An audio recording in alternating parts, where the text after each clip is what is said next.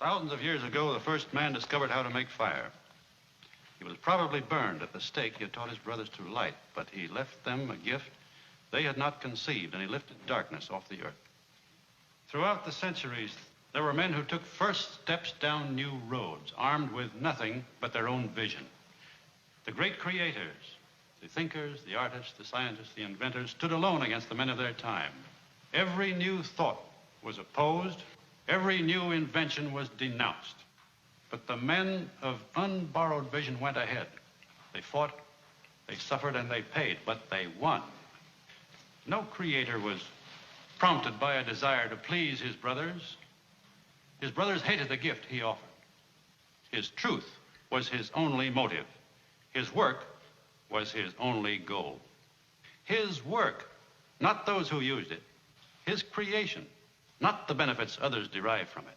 The creation which gave form to his truth. He held his truth above all things and against all men. He went ahead, whether others agreed with him or not, with his integrity as his only banner. He served nothing and no one. He lived for himself. And only by living for himself was he able to achieve the things which are the glory of mankind. Such is the nature of achievement. Man cannot survive except through his mind. He comes on earth unarmed. His brain is his only weapon. But the mind is an attribute of the individual. There is no such thing as a collective brain. The man who thinks must think and act on his own. The reasoning mind cannot work under any form of compulsion. It cannot be subordinated to the needs, opinions, or wishes of others. It is not an object of sacrifice. The Creator stands on his own judgment. The parasite follows the opinions of others. The Creator thinks. The parasite copies. The Creator produces. The parasite loots. The Creator's concern is the conquest of nature. The parasite's concern is the conquest of man.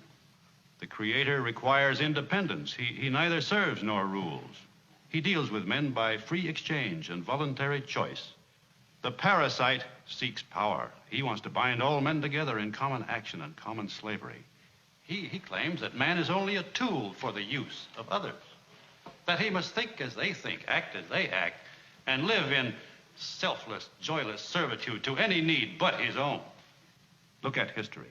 Everything we have, every great achievement has come from the independent work of some independent mind.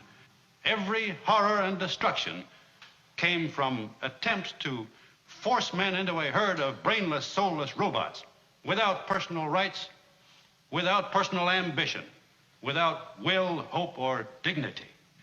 It is an ancient conflict. It has another name: the individual against the collective.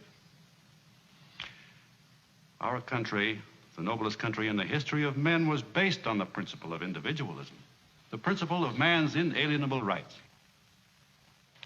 It was a country where a man was free to seek his own happiness, to gain and produce, not to give up and renounce, to prosper, not to starve, to achieve, not to plunder, to hold as his highest possession a sense of his personal value, and as his highest virtue, his self-respect. Look at the results. That is what the collectivists are now asking you to destroy, as much of the earth has been destroyed. I am an architect. I know what is to come by the principle on which it is built. We are approaching a world in which I cannot permit myself to live. My ideas are my property. They were taken from me by force, by breach of contract. No appeal was left to me. It was believed that my work belonged to others to do with as they pleased. They had a claim upon me without my consent, that it was my duty to serve them without choice or reward. Now you know why I dynamited Cortland. I designed Cortland. I made it possible. I destroyed it. I agreed to design it for the purpose of seeing it built as I wished. That was the price I set for my work.